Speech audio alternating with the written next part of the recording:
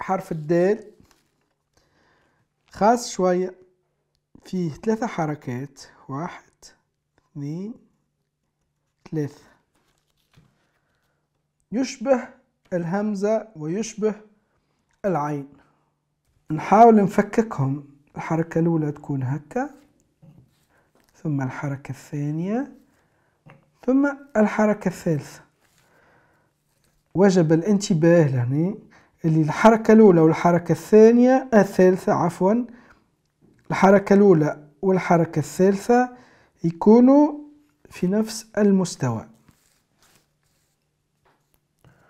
حرف الراء كما تعرضنا له.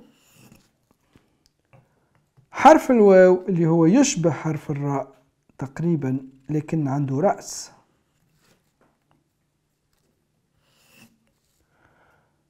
حرف الياء مثل التاء، مثل النون، مثل الياء. ثم الشين، السنة الأولى تكون أعلى من السنة الثانية، أعلى من السنة الثالثة، ويكون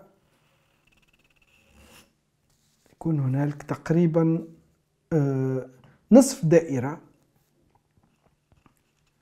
على خلاف الألف المقصورة.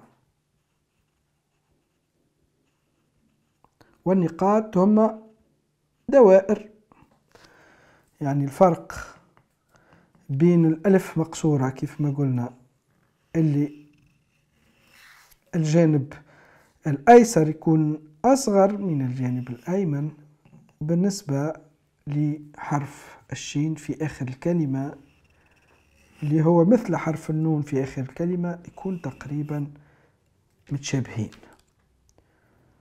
لنحصل على كلمة درويش، شاعرنا العظيم محمود درويش.